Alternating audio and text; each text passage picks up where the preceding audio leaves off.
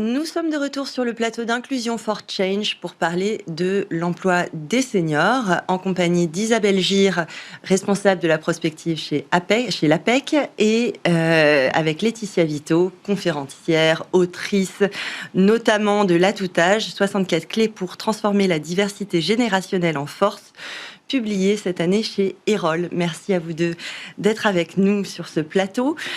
Isabelle, je commence par vous. Votre rapport Futur du travail, qui a été publié en octobre 2025, expose 5 chocs majeurs pour le monde du travail et notamment pour les cadres et le chemin à parcourir pour s'y préparer. Parmi ces chocs, il y a le choc démographique. Est-ce que vous pouvez le définir et expliquer les conséquences que cela couvre sur l'emploi ?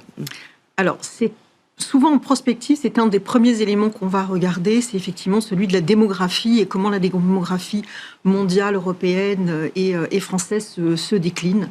Et il se trouve qu'en ce moment, la démographie est quand même quelque chose qui est une tendance très lourde, on parle même de méga tendance aujourd'hui, avec un vieillissement massif de la population qui est globalement mondial. Alors, on aime beaucoup les chiffres en prospective, donc je vais vous en livrer quelques-uns.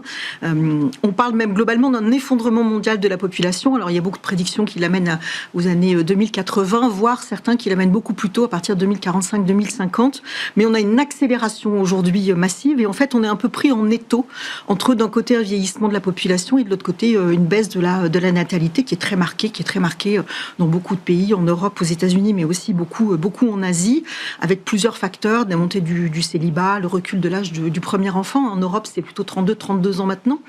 Donc, avec un allongement d'études en tout cas pour les cadres, ça veut dire que du coup, la fenêtre pour faire des enfants, elle se réduit de plus en plus. Et puis, il y a 30% de femmes en France qui refusent d'avoir un enfant. Donc, on a vraiment un recul aussi du souhait de parentalité.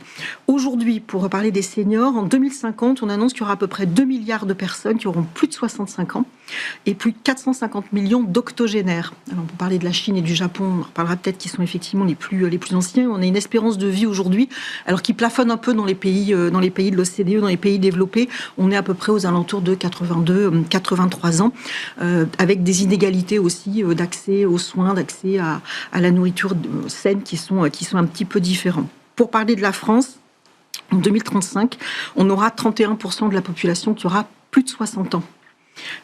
Aujourd'hui, on n'en a que 25%. Donc vous voyez qu'on est sur un trend qui est quand même en train d'augmenter globalement. On a par contre une chance, c'est qu'on a des vieux de plus en plus jeunes. Et ça, c'est prouvé par les études. On vieillit mieux physiologiquement, on vieillit mieux dans sa tête aujourd'hui. Et puis, on a des difficultés, des différences par pays. Par exemple, l'Europe, qui est un pays un continent qui est en train vraiment de vieillir. Petit à petit, c'est quand même plutôt un effacement de l'Europe qui se trouve aujourd'hui, puisque on a aujourd'hui, l'Europe représente 12% de la population, on n'ira plus qu'à 5% en 2050. Et donc, on va manquer d'une population vieillissante, alors qui vieillit de plus en plus tardivement en France. Avec ce qu'on a mis en exergue dans notre travail de prospective, c'est quand même globalement un impensé de la société et entre autres un impensé de l'accueil de ce 3e, 4e, voire 5e âge, puisqu'on annonce en France un peu plus de 200 000 centenaires à l'horizon 2050, on en a à peine 30 000 aujourd'hui. On n'a pas les structures, on n'a pas le personnel. On a à peu près besoin de 250 000 ETP pour assurer le soin et le service à la personne et le maintien à domicile des personnes de plus en plus âgées. Et vous imaginez la différence en plus entre des réseaux très urbains et des réseaux moins urbains et entre autres en campagne. On manque de ce personnel-là.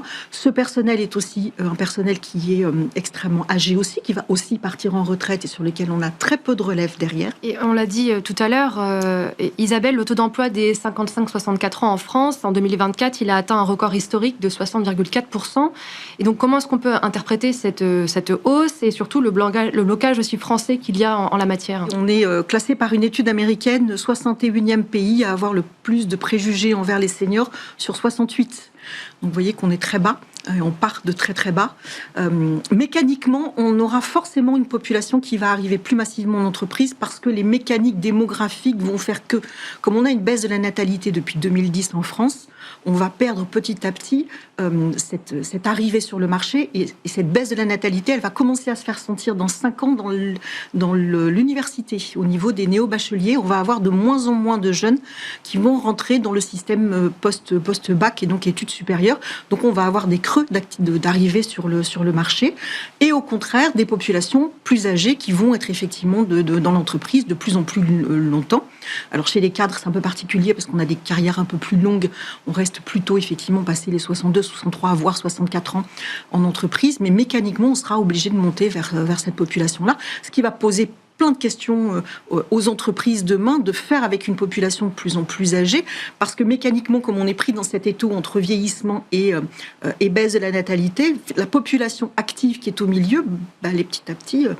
on va être vraiment plutôt dans un moment où on va être à la recherche de la population active parce qu'elle sera effectivement très en sandwich entre ces deux phénomènes.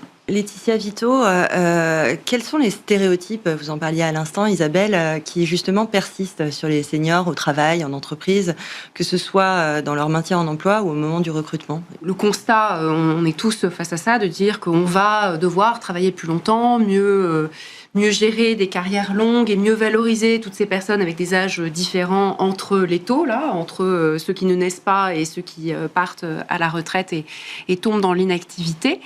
Et le problème par rapport à ça, c'est qu'en réalité, on est dans une société où il reste très difficile soit de conserver un emploi, un travail, soit parce qu'on ne veut pas de vous, on vous discrimine d'une manière ou d'une autre, soit parce que vous êtes usé de manière prématurée avec des facteurs de pénibilité invisibles dans un travail qui n'est pas fait pour durer. Et donc à partir de là, pour répondre à votre question, je dirais qu'il y a plusieurs gros chantiers qui sont comment créer des modalités de travail que l'on peut garder sur la durée, et puis de l'autre côté, comment mettre fin à tous ces préjugés et ces formes de discrimination qui empêchent les personnes à partir de... Alors, quel âge ? À quel âge ça commence ? En fait, ça commence assez jeune. C'est là où on va voir qu'il y a un vrai décalage avec la réalité démographique. C'est que les cabinets de recrutement, par exemple, disent qu'ils ont du mal à caser notamment des candidates de plus de 45-47 ans sur le marché du travail, alors que ces personnes, souvent, ont encore 20 ans de carrière devant elles, surtout quand il s'agit des cadres. Donc, on est dans quelque chose qui est complètement lunaire, complètement déconnecté de la réalité démographique. Donc, à partir de cet âge-là, voilà. Et puis, finalement, l'agisme concerne aussi les plus jeunes. Donc, on voit qu'on met plus de temps, alors que les jeunes ne sont pas nombreux, à rentrer dans une carrière qui est stable, qui est pérenne, qui est valorisée. Donc, on voit que cette fenêtre de tir, c'est comme avoir des enfants, hein, cette fenêtre de tir pour rentrer dans une bonne carrière, elle est tellement étroite qu'elle ne correspond en rien à une réalité démographique qui est celle, en fait, d'une énorme diversité d'âge et d'un énorme allongement de la vie, des modalités, etc. Donc, au-delà des préjugés, il y a tout un changement de modèle dans le rapport entre l'âge et le travail, où on a quelque chose qui va se complexifier, s'allonger, et où il faudra arrêter de mettre en adéquation un âge précis avec des attentes en termes de on doit être là dans sa carrière, on doit être à tel poste, on doit faire ci ou ça. C'est vraiment la fin de l'adéquationnisme en général, la fin de cette linéarité de la carrière qui ne valorise que les gens qui ont tracé un sillon et qui n'ont jamais quitté leur voie jusqu'au bout de leur carrière. Ceux-là qui se trouvent encore dans des carrières valorisées et qui auront des bonnes retraites au bout du compte. Donc, c'est pas que les préjugés. Voilà, c'est tout un modèle qu'il va falloir repenser. On dit que les seniors coûtent cher, on dit que les seniors sont plus lents, qu'ils ont moins le cœur à l'ouvrage. Enfin, il y a des choses qui pèsent sur cette population. Absolument, notamment cette histoire de cherté. L'argument de la cherté des seniors, c'est vraiment quelque chose d'intéressant parce qu'on voit que c'est un argument qui est beaucoup utilisé finalement pour un petit peu contourner l'argument agiste pur et dur qui consiste à dire je ne veux pas de vieux ou de vieille, qui est quand même un peu violent, peut-être pas bien toléré. Donc on dit non, mais c'est parce que vous êtes cher. Or, en fait, c'est pas tout à fait la réalité. En fait, on a une réalité qui est très complexe où on a une partie des salariés qui ont une carrière linéaire, qui bénéficient de l'ancienneté et de la valorisation de l'ancienneté. Par exemple, si vous êtes fonctionnaire et que vous ne quittez pas la fonction publique, vous avez des grilles où vous évoluez de manière quasi systématique quand vous avancez en âge et où en effet vous êtes plus cher quand vous avez 54 que quand vous avez 27. À poste égal. Et puis, vous avez beaucoup de gens qui ont des carrières faites de trous dans le CV, de ruptures, de transitions, de changements de carrière, etc. Majorité de femmes, vous en doutez, dans ce lot-là, qui, quand elles se retrouvent après 45 ou après 55 ans à devoir chercher un emploi, ne demandent pas du tout plus cher et pourtant sont discriminés. Donc l'argument de la cherté est faux pour une partie croissante de la population qui ne suit pas des carrières linéaires. Évidemment, on pourrait reprendre votre liste des préjugés dominants sur les seniors. On peut tous les abattre les uns après les autres. L'idée que, par exemple, les personnes de plus de 50 ans seraient moins à l'aise avec les outils numériques. Ça pouvait être vrai il y a 30 ans, où les premiers, les early adopters de certains de ces outils étaient plutôt les générations jeunes. Les cinquantenaires d'aujourd'hui ont tout mis en place dans les organisations et utilisent mieux les outils de bureautique que la génération Z et surtout les plus jeunes des générations Z qui n'ont utilisé pendant toute leur enfance que le smartphone. Et vous évoquiez donc là le cas spécifique des femmes seniors. Je sais que l'association Force Femmes rappelle tous les ans qu'il y a soit des femmes trop jeunes pour pouvoir aller à la retraite ou alors des femmes trop vieilles pour retrouver un emploi. Je sais que vous avez beaucoup travaillé sur cette question-là, des femmes seniors. Est-ce que vous pouvez nous en dire plus ? Oui, alors vous faites allusion au phénomène des NER, les personnes ni en emploi ni en retraite, qui sont hélas très nombreuses dans la société française. On estime qu'à partir de le milieu de la cinquantaine, on a à peu près une personne sur 6 qui est ni en emploi ni en retraite. 3 sur 5 sont des femmes, donc une majorité. Là, il y a tout un tas de cas de figure. C'est une zone grise un peu compliquée, ce phénomène des ni en emploi ni en retraite. On a des personnes qui sont usées physiquement, psychiquement, émotionnellement, qui ne peuvent plus tout à fait continuer à travailler normalement, donc d'une certaine manière, sont sortis du marché du travail pour tout un tas de raisons. Il y en a d'autres qui sont aidants. Et ça, ce phénomène de l'aidance, évidemment, va être amplifié par les tendances démographiques qui ont été décrites. Donc, on a des gens qui pourraient travailler, mais qui ne le peuvent pas parce qu'ils sont absorbés par le soin qu'ils apportent à leurs aînés, à leurs conjoints, à leurs enfants en situation de handicap, etc. Et puis, on a des personnes qui ont été au chômage de longue durée, n'ont pas retrouvé d'emploi et dont les recruteurs ne veulent plus et qui finissent par quitter les statistiques, qui renoncent en quelque sorte, qui se reposent sur la solidarité familiale, sur la débrouille, sur l'entraide, qui sortent des statistiques. On a vraiment plein de différents cas de figure. Ce que ça illustre, c'est que c'est ça le défi majeur, c'est que finalement des centaines de milliers d'équivalents temps plein là pourraient être débloqués si on savait éviter ce phénomène d'abord et puis ensuite le combattre. Et que le déclin n'est pas pour tout de suite. Si on savait se donner les moyens à toutes les générations de travailler correctement une carrière complète. Alors parlons justement des moyens qui existent et qui émergent. On assiste à des efforts qui existent, qui émergent en matière de nouvelles législations et de cadres. Il y a le CDI senior, la loi du 24 octobre 2025, qui oblige les entreprises de plus de 300 salariés à faire entrer dans le dialogue social la question des seniors, que ce soit en matière de recrutement, de formation, de reconversion, de maintien en emploi, etc. etc. Est-ce que tous ces efforts peuvent donner quelque chose sans travailler d'abord quand même sur une formation des managers, des recruteurs à cette question des biais? Et deuxième question, qu'est-ce qui, selon vous, peut faire ses preuves en matière de réemploi et de redynamisation d'un travail autour de cette question? Alors, je pense qu'il y a tout un tas d'initiatives qui sont positives dans le sens déjà où on cherche à objectiver un certain nombre de phénomènes sur lesquels, par exemple, on n'avait même pas de chiffres il y a encore quelques années. Le fait, par exemple, aussi de se doter d'outils qui nous permettent de voir qu'un certain nombre de problèmes s'aggrave avec l'âge, des écarts hommes-femmes, un certain nombre d'inégalités deviennent pires au fur et à mesure qu'on avance en âge et que si on commence à croiser le prisme de l'âge et le prisme du genre, il y a des choses qui deviennent énormes comme le nez au milieu de la figure, des choses qu'on arrive à voir et qu'on n'arrivait pas à voir. Donc, dans ce sens, déjà commencer par se doter d'outils qui vont nous permettre d'objectiver des choses qu'on n'était pas capable d'objectiver, qui vont pouvoir permettre de contester, mais aussi de mesurer, mais aussi d'avoir des exigences ou des attentes à tous les niveaux, qu'il s'agisse de recrutement, qu'il s'agisse de promotion, se doter de ce qui nous permettra de mettre en place un index et de suivre ce que font les entreprises en termes de recrutement, de production, de promotion, d'opportunités données, etc., c'est déjà une très bonne chose. Donc, c'est une première étape. En même temps, oui, il y a tout ce chantier, effectivement, d'acculturation qui, comme je dis, n'est pas qu'une question de préjugés. Les préjugés et les biais, c'est effectivement un énorme sujet.